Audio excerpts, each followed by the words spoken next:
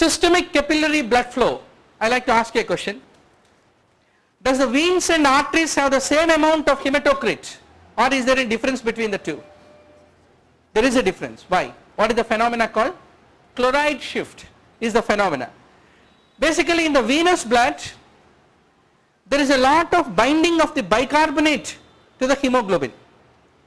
So RBC don't want that bicarbonate, it want to get rid of the bicarbonate. What it will do?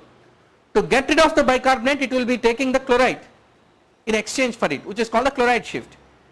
And typically this chloride shift is the one which will increase the chloride content of the venous blood, and this chloride shift typically is responsible for making the RBC volume also to become increased and the blood hematocrit to become increased in the systemic capillaries compared to that of the arterial blood, is what has to be appreciated.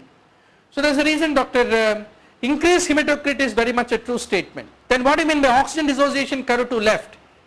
That means there is a higher affinity for oxygen between artery and venous blood, which has a more affinity for oxygen, naturally for the venous capillary blood, because it is not meant to deliver oxygen, it is meant to receive it, unlike the arterial blood which is meant to deliver it. So there is a reason out of all the choice appears a much more reasonable choice.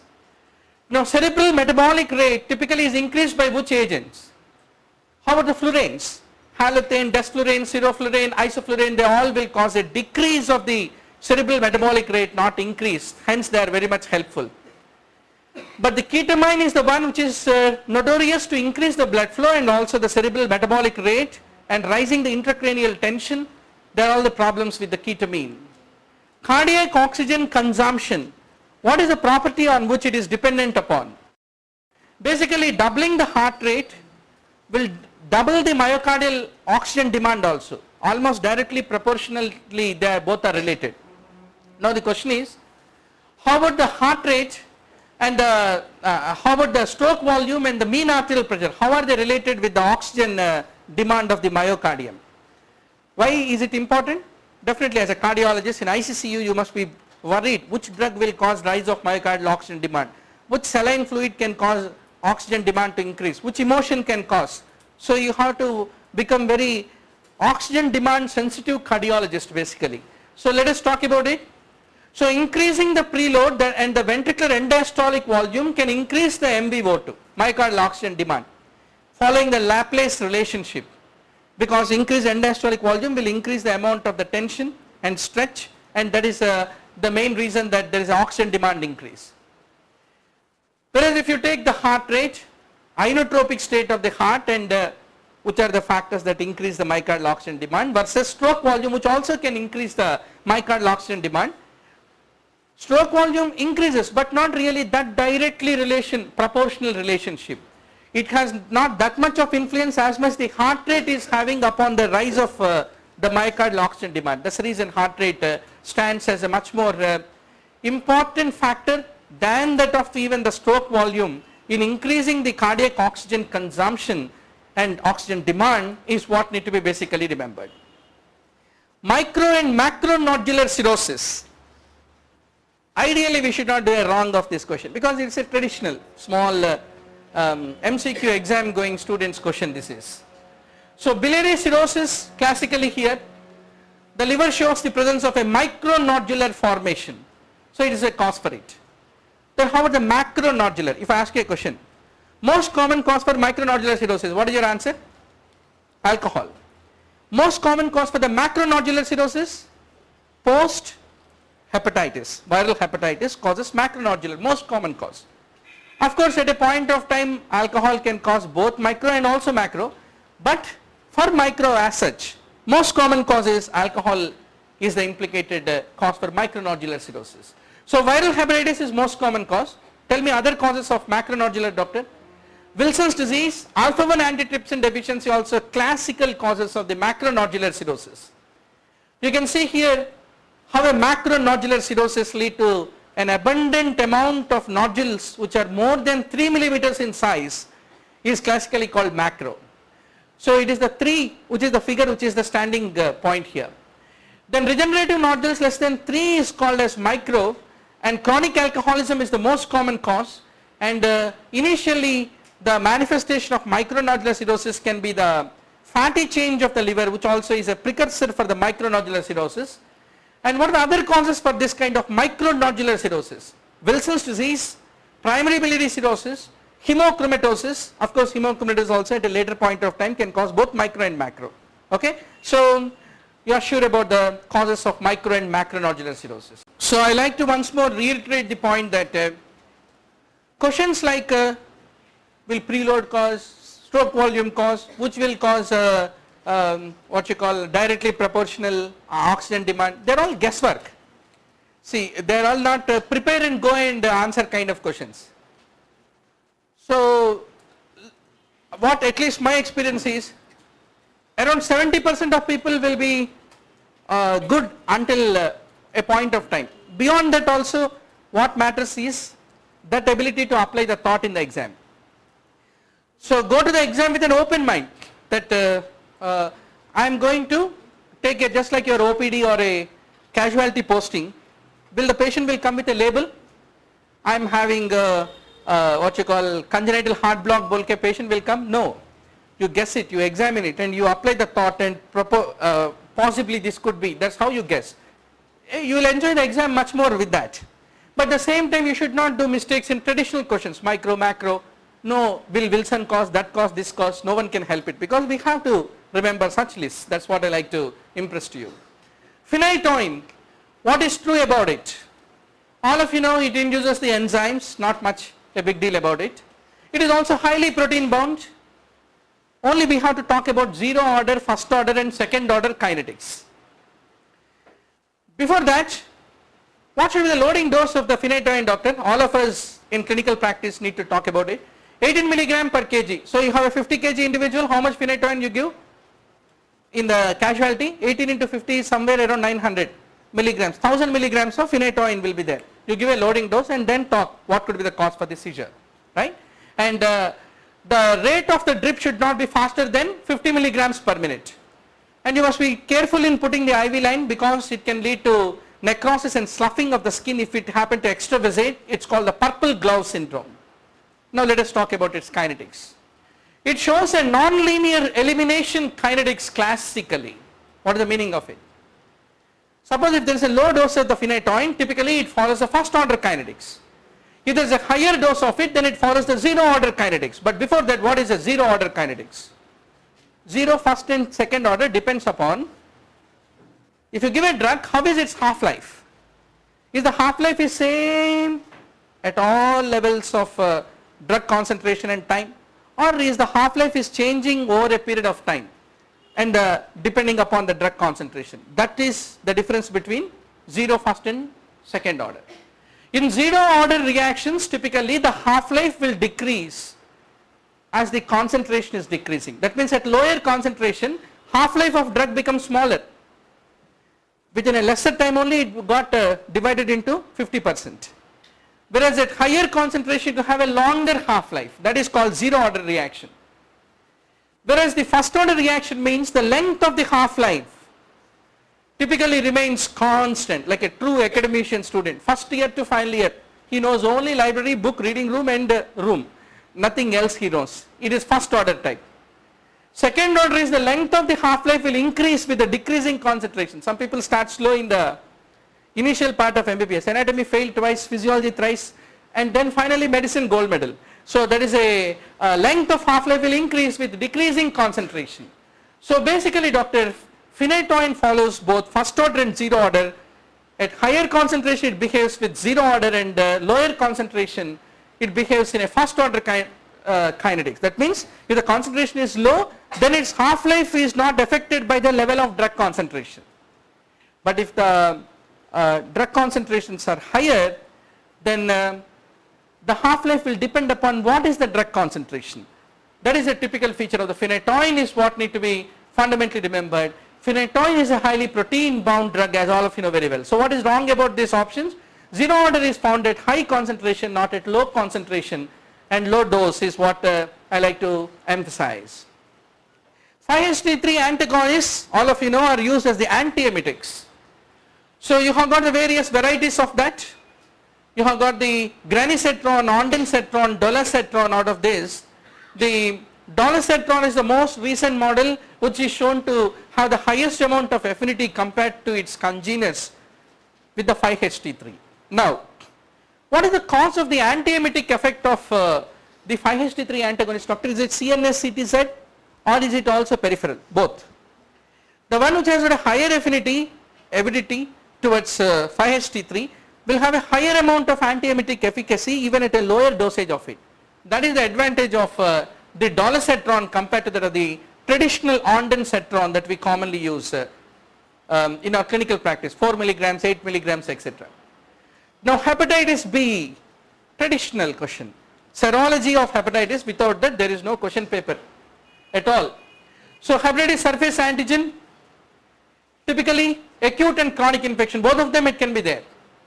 Envelope antigen is the one which is marker of proliferation. HBV DNA also marker of proliferation, and hepatitis B core antigen is not there, only antibody is there. If it is IgM recent, IgG is past infection, as all of you know very well. Now let us talk about how do you interpret the various possible combinations of the serological reports your patient brings to you. Let us say a patient has got a HBsAg negative, anti-HBc negative, anti-HBs also negative. Ideally HBsAg is negative. When will it negative? When the antibody to HBs become positive. But here even antibody is also negative. That means what is this individual? He is a naive, non-immune, susceptible individual. Any point of time can become HBsAg positive. That is the meaning of it. Then HBsAg is negative but anti-HBs is positive. And his anti-HBc also is positive. What is the meaning of it? Anti-HBs is positive means he is immune. But how did he get that immunity? Either by your vaccination or by infection. By infection. That is the reason even anti-HBc also is positive. So that is the reason immunity which is acquired by natural infection is identified by anti-HBs, and in addition to that even anti-HBc which is being positive. Suppose if anti-HBc is negative, only anti-HBs is positive, then he is immune, but because of your hepatitis B vaccination, because your vaccination cannot cause HBc or anti-HBc to become positive. Then he is HBsAg positive, anti-HBc of IgM type positive, and he has not yet developed anti-HBs, then he is a case of acute HBV infection is what we need to be realized. That means it is the IgM type of anti-HBc along with HBsAg positivity which speaks about the acute HBV infection. Otherwise HBsAg can be there both in acute and also chronic. When do you call chronic? Suppose I am HBsAg positive. More than 6 weeks, if it is still continuing to be positive, that is the point where you call it is a chronic hepatitis infection. So HBsAg does not talk whether it is acute or chronic because it is found in both acute and also chronic. Now, then now you answer this question. Anyway, HBsAg doesn't talk about acute or chronic. Then IgG type anyway cannot talk because it is a marker of chronicity. I mean remote infection, not an active infection. Acute infection. HBe and B DNA are the markers of proliferation, which can be proliferative both in acute way and a chronic way. So then there is no answer. I mean by this logic there is no answer. Then how do you recognize chronic HBV? Chronic HBV also has HBsAg positive, but it is the IgM which is negative. IgM of HBc is negative, and still the chronic fellow also did not develop anti-HBs. The rule is if anti-HBs develops, there is no question that HBsAg can be there. It can't be there. It will vanish out. Then suppose if the patient is HBsAg negative but anti-HBc positive and still has not yet developed anti-HBs, then what is the possibility? This is one of the favorite question of many examiners. HBs is negative, then you expect anti-HBs to be positive, but anti-HBs is negative. Then what is the possibility in that given scenario? Maybe patient had an acute infection with hepatitis B and just now recovering, and anti-HBS has not yet produced. One possibility. Second is patient is distantly immune and anti-HBS is now just coming up and very low to get detected. Maybe that is the reason that anti-HBS is negative. Third is patient may be susceptible. Naturally, we found that susceptible people will have HBsAg negative, anti-HBs negative, but anti-HBc also need to be negative if you want to call him as susceptible. And this anti-HBc positivity may be a false positivity, the third scenario. And another possibility is maybe this patient is having HBsAg actually, but it is not a detectable. So there are the different scenarios that can happen. So there is a reason, doctor, I could not find a correct answer. I mean options about that. You can just let me know. Is there any some other knowledge base that I am missing? 30-year-old man presents with 6 months history of facial pain, fever, mucopurulent discharge from the medial meatus. What is your diagnosis? It's a case of maxillary sinusitis. How do you want to manage maxillary sinusitis? Basically, you recognize that if there is any localized erythema, discolored nasal discharge from the nasal passages, it's called 2003 diagnostic criteria for the maxillary sinusitis. Or if there is any erythema of the middle meatus or ethmoidal bulla. Now basically, you have the CT scanning, plain radiography, MRI, they are the options available. Generally, MRI is not recommended for the routine diagnosis because it is excessively sensitive. Maybe he is not a case of maxillary sinusitis, but MRI may show some kind of shadows which can be wrongly deciphered. CT scanning is helpful because it will show bony changes of maxillary sinusitis, air filled levels it will show, isolated and diffuse mucosal thickening it will show. So that is the reason, doctor, non-contrast CT of the paranasal sinuses and CT would be scoring over that of the facial MRI. How many would like to say X-ray maxillary sinus? How many would like to propose that as an answer? Generally plain sinus radiography can be useful, but when you have CT, then definitely it takes a back seat. Then when do you want to do surgery for this case? Why don't you jump immediately, because anyway clinically he is appearing like that.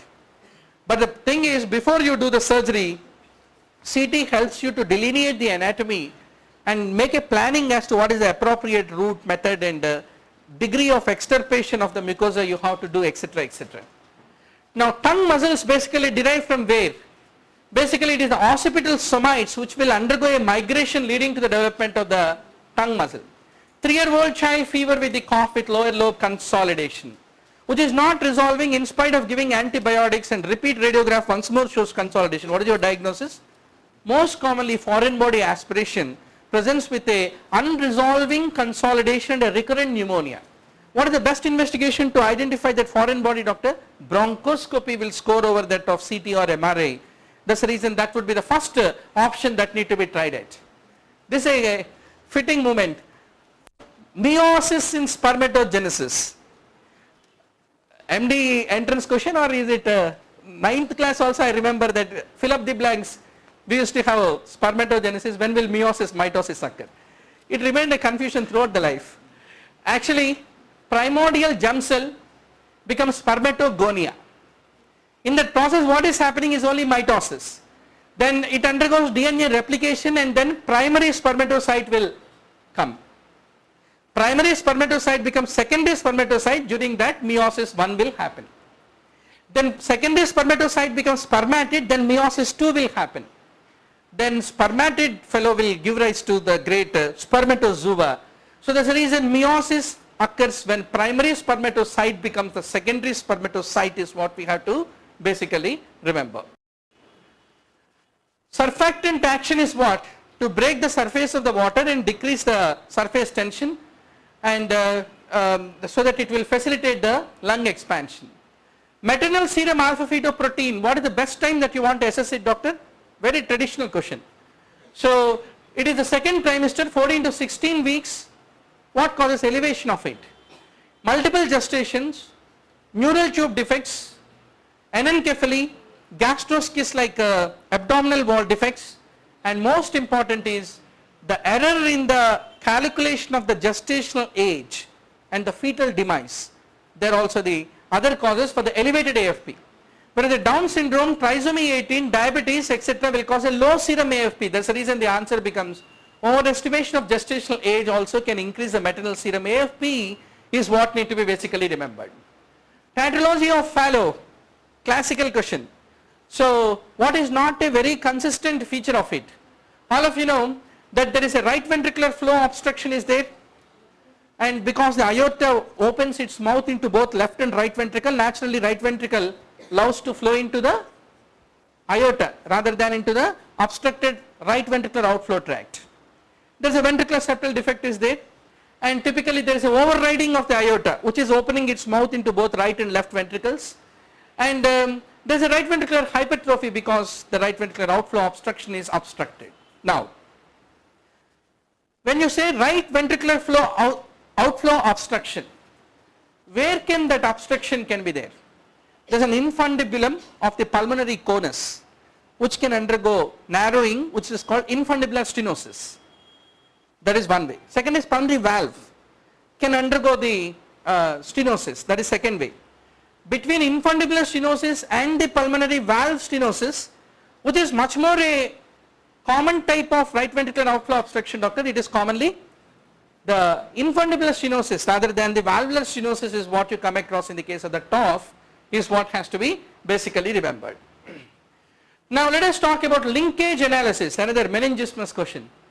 What is it? First of all, to understand the four statements given also is quite dubious. Are you sure the options given are the same? DNA polymorphism can be identified with a particular clinical phenotype by doing a linkage analysis, and polymorphism can be identified with a particular family associated with the disorders. What is the purpose of doing linkage analysis? But before that, what is DNA polymorphism, doctor? Mr. A has got chromosome 11, Mr. B has also got chromosome 11. A particular locus is same for both of them, the locus which decides who will have a sharp nose. But the composition of that particular locus on that chromosome is different for these two in its very composition. That's the reason one has a taller nose, other has a smaller nose.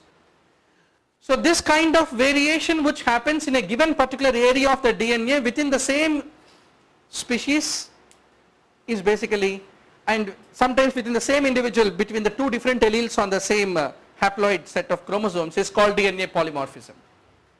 Basically, linkage analysis purpose is to identify these DNA polymorphisms and know, based on the difference of the DNA polymorphism, to enunciate how the phenotypic differences happen.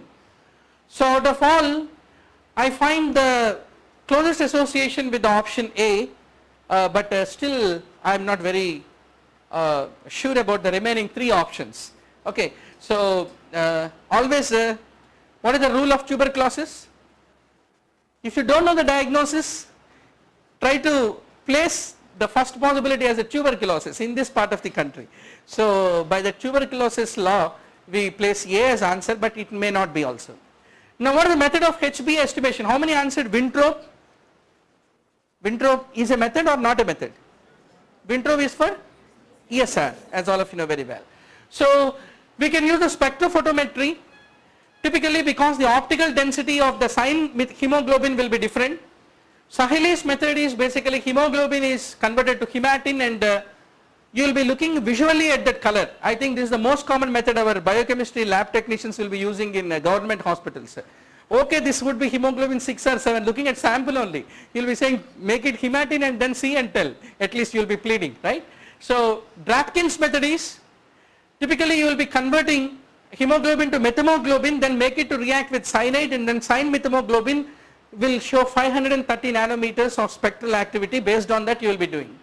Winthrop is for the hematocrit determination, you have Winthrop tubes, as all of you know very well.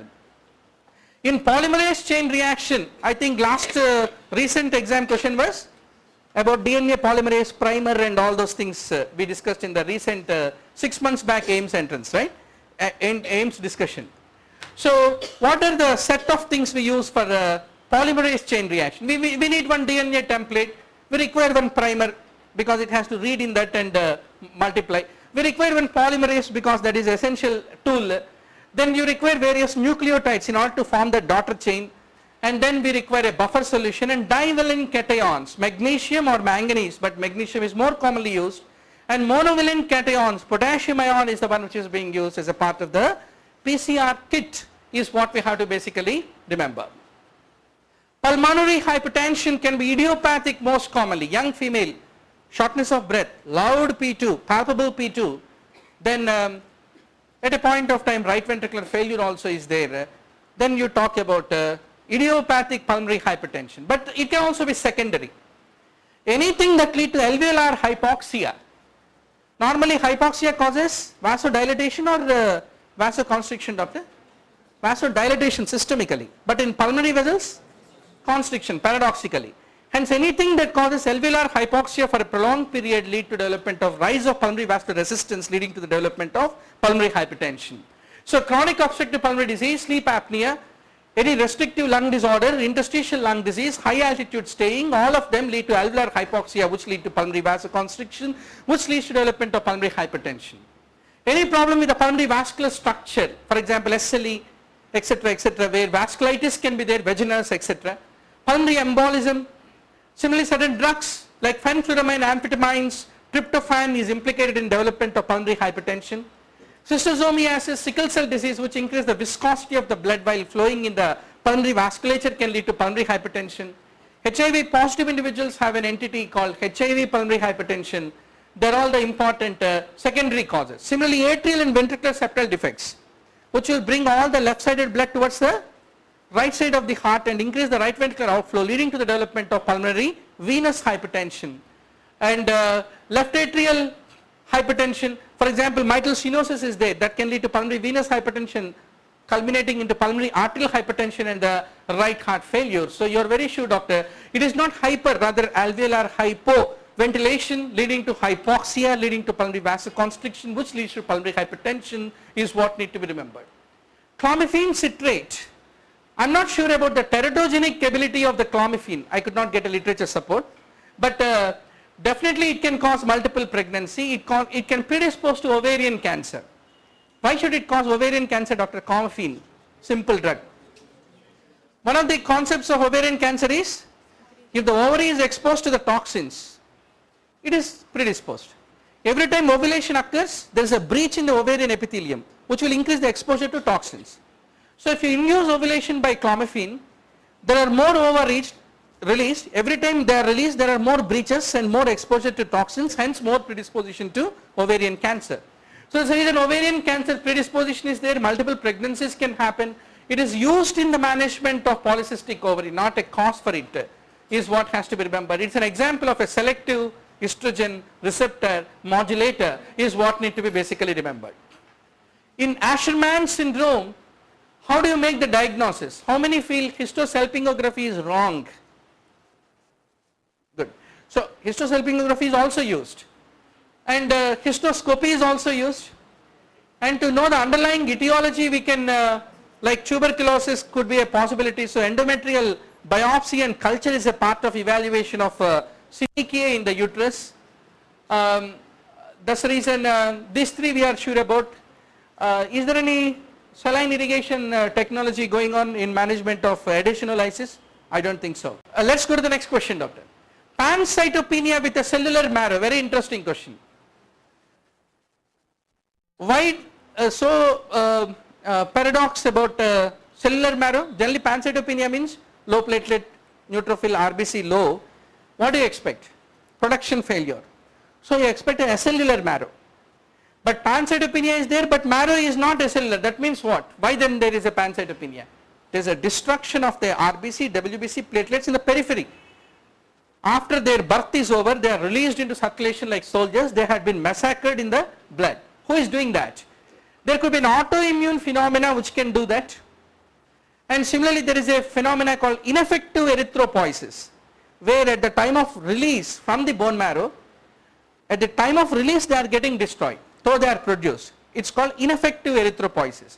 Third is if I have a splenomegaly, marked amount of splenomegaly, that can destroy. So pancytopenia with a normocellular marrow or a hypercellular marrow can also be seen in splenomegaly. So when SLE is another classical example. Why? because SLE produces autoantibodies against platelets, RBCs, WBCs. SLE is another cause with pancytopenia but a normal cellular marrow. So let us talk about this important entity. Paroxysmal nocturnal hemoglobinuria is an entity where there is a stem cell defect and there is a pancytopenia in spite of a cellular marrow is what has to be realized. Myelodysplasia, just like cervical dysplasia, bronchogenic dysplasia, even bone marrow can undergo dysplastic changes called myelodysplasia.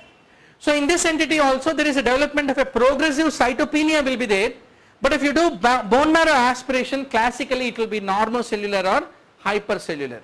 What is that classification of myelodysplasia called that? The FAB, French American British classification of the myelodysplasia. Myelodysplasia is one topic, myelofibrosis, you have to be sure doctor, hematology, CMDT. You must be the pundits because hematology, cardiology, these are the areas, you should not lose marks at all. You can lose a mark in what is divalent cation in PCR, not in hematology like topics, right. Now megaloblastic anemia, there also there is a pancytopenia in the patient, but if you do the bone marrow you find a normal or a hypercellular marrow is what has to be remembered. Then what was the fourth option given? Congenital dyserythropoietic anemia. Basically in this there is a erythroblast level only, there is a problem in the marrow, and that creates, if you do bone marrow biopsy in congenital erythropoietic anemia, you find Swiss cheese pattern because the one erythroblast and other erythroblast become linked with each other giving a Swiss cheese pattern. So there you don't find a normocellular marrow is what need to be remembered. Now let's go to the next question. We have a lot of tocolytic agents. Out of them nifedipine is the one which has a lesser side effects compared to that of the other congeners is what need to be basically remembered. Now where is the maximum risk of invasive cervical cancer? Now once more I see two possibilities here. HPV 16 with dysplasia is a very well known cause. Even high grade intraepithelial neoplasia also can predispose to the development of a cervical cancer. So what are the low risk types of HPV and high risk types, doctor? HPV 6B and 11, whereas HPV 16 and 18 are called the high risk types is what you have to basically remember. Are we still doing internal podalic version? No. But if you happen to do it, there is a great chance of maternal shock, uterine rupture, chorioamnionitis, etc. become the complications. Corticosteroids are notorious to lead to development of hyperglycemia. Now let us talk about the von Hippel-Lindau syndrome, classical traditional question. So typically doctor, you find retinal and CNS hemangioblastomas, pheochromocytomas, kidney will show multiple cysts, and there can be a great threat that these renal cysts can become malignant at a point of time about which we are worried about.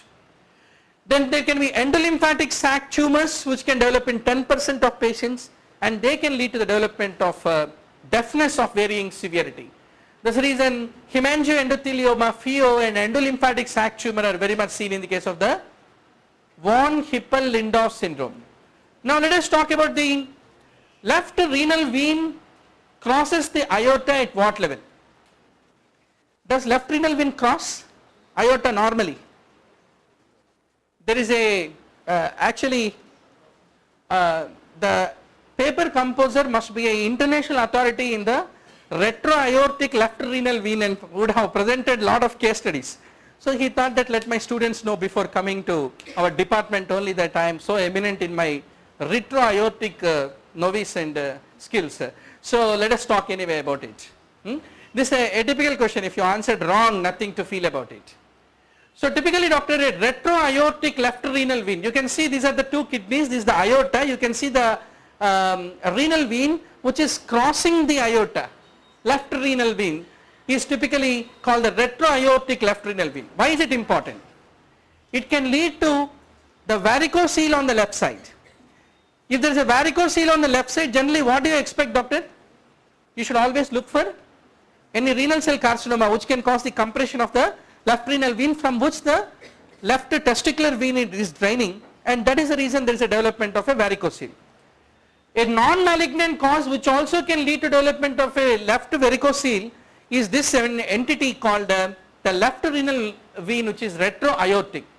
So typically the point where the superior mesenteric artery is originating from the aorta, that is the point at which it will be crossing it over, and that lead to what is called a anterior nutcracker phenomena because of that compression is an important radiological feature. That's the reason posterior to the aorta at the level of the superior mesenteric artery is the point where the retro-aortic renal vein will be crossing is what need to be remembered. And you can see the left renal vein that crosses posterior to the aorta, if you happen to take a Doppler, is another way that you can delineate. Generally you don't find this kind of renal vein being in so close relationship in this way, PA way, posterior-anterior way to the aorta. That's how you can be able to clinch the diagnosis. What is the world-class semen analysis according to the World Health Organization? So life is not that simple, doctor. For everything international standards are set. So what is WHO standard? Volume 2 to 5 ml, pH 7.2 to 7.8, and sperm concentration must be 20 million minimum is permitted. 50% or more with a forward progression ability, or 25% or more with a rapid linear progression within 60 minutes after collection is the standard. But the option given was normal morphology must, forward propelling motility greater than 50%. It is not a reached criteria. Now how about the normal morphology? 50% or more. So normal morphology 25% is not a up to mark standard. Then volume of 1 ml is not correct, so 2 ml is the expected standard according to WHO. And sperm count greater than 20 million is definitely a correct appropriate standard. So I feel, except is it there or not? Not there? It is there still. Okay, so great people can do small mistakes. Then let us go to the next question. Bilateral true mobile vocal cords are there, but they are infiltrating arytenoid, infiltrating false cord. Laryngeal cancer, standard topic in exam. So now let us talk about it. What is the staging you want to give for the description given to you, doctor, in this case of laryngeal cancer? When do you call T1? T1 is limited to only one subsite of the supraglottis with a normal vocal cord motility. Fine, there is a normal vocal cord motility. What do you mean by subsites?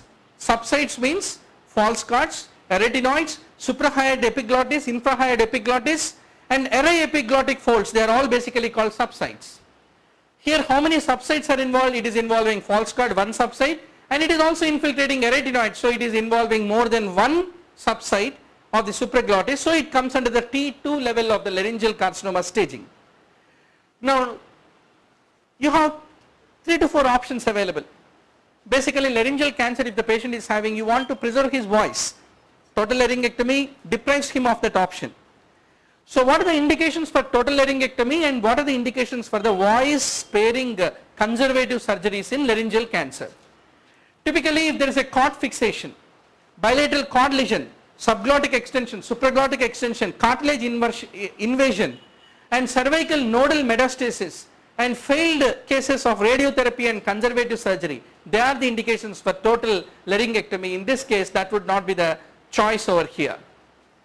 Now coming to the curative radiotherapy, it is typically reserved for the early lesions which have not yet caused any cord mobility, probably T1 level. You can still look forward for a curative radiotherapy. And suppose if the cords got fixed, or if there is any cartilage invasion, the way it is invading the arytenoid cartilage, that is not an indication for radiotherapy. Then third option that is available for you is a voice preserving surgery like endoscopic cordectomy and vertical partial laryngectomy and hemilaryngectomy are the options available.